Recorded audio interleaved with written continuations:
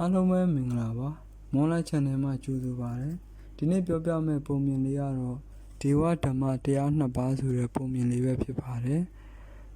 လွန်လေပြီးသောအခါဘာယနတိပြည်၌ပြမတဲ့မင်းကြီးစိုးစံစဉ်မိဖုရားကောင်ကြီးတွင်မဟိန္ဒနှင့်သန္နကုမာရဟူသောသားနှစ်ပါးထွန်းကားပါတယ်သားတော်နှစ်ပါးကိုဖွားမြင်ပြီးတဲ့နောက်မှာနှစ်များစွာမကြာမီမိဖုရားကောင်ကြီးကနေရွာဆန်သွားပါတယ်မင်းကြီးသည်အခြားမိန်းမတစ်ယောက်ကိုမိဖုရားကောင်ကြီးအဖြစ်တင်မြှောက်လေရာနှစ်ကာလမကြာမီတွင်ဒုတိယမြောက်မိဖုရားကောင်ကြီးမှသူရိယမည်သောသားတော်တစ်ပါးထွန်းကားပါတယ်မင်းကြီးသည်သူရိယမင်းသားအားချစ်မြတ်နိုးသောမိဖုရားကောင်ကြီးအားလိုချင်သည့်ဆုကိုပေးပြီးတောင်းလိုရာဆုကိုတောင်းဟုဆိုလေသည်မိဖုရားကောင်ကြီးကမူယခုမဆိုသေးပါနောင်ခါမှတောင်းပါမည်ဟုလျှောက်တင်ခဲ့ပါတယ်မိဖုရားကြီးသည်သားတော်မင်းနှစ်ပါးအရွယ်ရောက်ချိန်တွင်မင်းကြီးထံသွားကာမင်းသားအားထီးနှန်းကိုလွှဲအပ်ပေးပါရန်တောင်းဆိုပါတယ်မင်းကြီးကငါမှာမိဘုံကြီးကဲ့သို့ထင်ရှားတဲ့သားနှစ်ပါးရှိတယ်ဆိုပြီးတော့ညင်းပယ်ခဲ့ပါတယ်မိဖုရားကြီးကလည်းထပ်တလဲလဲတောင်းဆိုပါတယ်မင်းကြီးကသားတော်နှစ်ပါးအတွက်စိုးရွံ့လာတဲ့အခါသားတော်နှစ်ပါးကိုခေါ်ကာယခုချိန်မှစ၍တောထဲမှာသွားနေကြငါလွန်ပြီးတဲ့အခါမှာမြို့ကိုပြန်ပြီးမင်းပြုကြဟုမှာကြကာသားတော်နှစ်ပါးကိုတောထဲသို့သွားနေစီလိုက်ပါတယ်သားတော်ဤနှစ်ပါးမှာနန်းတော်ဆောင်မှဆင်းလာပြီးနန်းတော်ဆောင်စိတ်တွင်ခါစားနေသောသူရိယမင်းသားငယ်အားမြင်တွေ့မိသည်ဤတွင်နောင်ဖျားတို့ဤသည့်အရက်ကိုထွက်တော်မူကြပါမည်နည်းဟုမေးလိုက်တယ်နောင်တော်နှစ်ပါးကလည်းငါတို့ကတောထဲမှာသွားနေဖို့ထွက်လာကြတယ်ဆိုပြီးတော့ပြန်ပြောတဲ့အခါမှာသူရိယမင်းသားကလည်းသူလဲလိုက်ပါမည်ဟုဆိုပြီးအတူလိုက်ပါလာခဲ့ပါတယ်ညီနောင်သုံးပါးကဟိမဝန္တာသို့ရောက်လာခဲ့ကြပါတယ်ခရီးပန်းလာခဲ့သဖြင့်လမ်းဘေးကတိရိတ်တွေအမောဖြေဝင်ထားကြရင်နောင်တော်မင်းကြီးမဟိန္ဒမင်းသားကညီလေးသူရိယမင်းသားကိုရေရှာရန်စေခိုင်းလိုက်ပါတယ်သူရိယမင်းသားသည်မနီးမဝေးတွင်ရေအိုင်တစ်ခုတွေ့သဖြင့်ထွေထွေထူးထူးစဉ်းစားမနေပဲရေအိုင်ထဲသို့ဆင်းလိုက်ရာရေအိုင်သောဘလူတယောက်သည်သူ့ကိုဖမ်းယူလျက်သင်သည်ဒေဝဓမ္မတရားတို့ကိုသိသလောဟုမေးပါတယ်သူကသိပါတယ်နေနဲ့လားတို့သည်ဒေဝဓမ္မတရားနှစ်ပါးဖြစ်တယ်ဟုပြန်ပြီးပြောလိုက်ပါတယ်အဲ့ဒီခါမှာ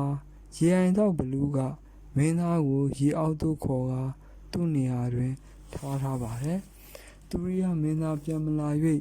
သန္နကုမာရမင်းသားကိုထပ်၍လွတ်ပြန်ရာ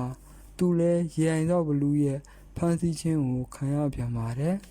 သူကိုလည်းရေအိုင်သောဘလူးကြီးကဒေဝဓမ္မတရားနှစ်ပါးကိုသိသလားမသိသလားဟုမေးမြန်းရာဖမ်းဆီးခံရတဲ့မင်းသားကသူသိပါတယ်အရက်လေးမျက်နှာသည်ဒေဝဓမ္မတရားတို့ဖြစ်ပါတယ်ဟုပြန်ပြီးတော့ဖြေဆိုလိုက်ပါတယ်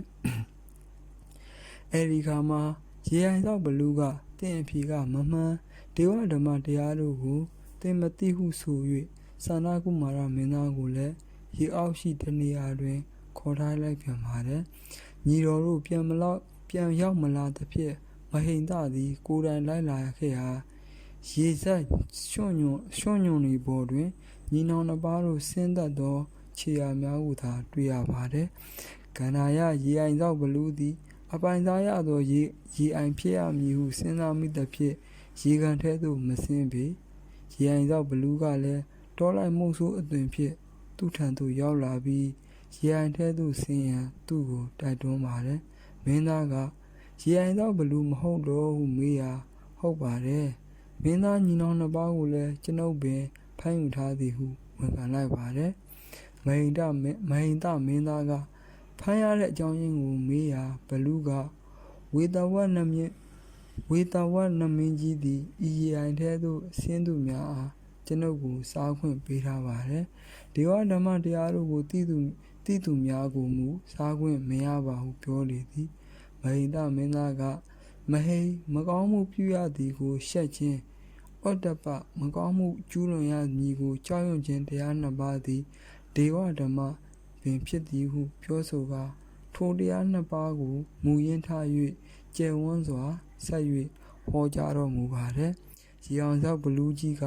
သင်သည်ဒေဝဓမ္မတရားကိုသိသူအမှန်ဖြစ်ပေသည်။မင်းသားနှစ်ပါးတို့အနက်နှစ်သက်ရတစ်ပါးကိုယူရလောဟုဆိုသည်။ထိုအခါမိန်သားမင်းသားကညီထွေးသူရိယမင်းသားကိုပေးပါဟုတောင်းဆိုသည်။ထိုအခါညီနောင်နှစ်ပါးရှိပါလျက်အကြီးကိုကျော်လွန်၍ညီထွေးကိုတောင်းချေသည်။ဒေဝဓမ္မကိုသိတော်လဲမကျင့်ချေဟုဘလူးကဆိုပြန်သည်ထိုအခါမင်းသားကဤတော်ထဲသို့လာခဲ့ကြသည်မှာညီထွေးကြောက်ပင်ဖြစ်ပါသည်ညီထွေးမပါလျင်ကျွန်တော်တို့နေပြည်တော်ကိုမပြောင်းဝန်းပါညီထွေးသူရိယမင်းသားကိုတောမှာဘလူးတကောင်စားလိုက်သည်ဟုဆိုလျင်ညီသူမှယုံမှာမဟုတ်ပါအများကကဲ့ရဲ့ကြလိမ့်မည်ဟုအကျိုးအကြောင်းကိုပြောပြရာရေအိမ်သောဘလူးသည်မင်းနှစ်ပါးလုံးကိုလွတ်ပေးလိုက်တော်သည်ညီနောင်မင်းသားတို့သည်တောထဲ၌ချမ်းသာစွာနေထိုင်ကြပြီးလျင်ခမည်းတော်နှင့်ရွာဆန်သောအခါနောင်တော်ကြီးမိန်သားသည်ထီးနှံဆက်ခံ၍ညီတော်လက်သန္တာကုမာရမင်းသားသည်အိမ်ရှိဆန်အရာညီထွေးတော်သူရိယမင်းသားသည်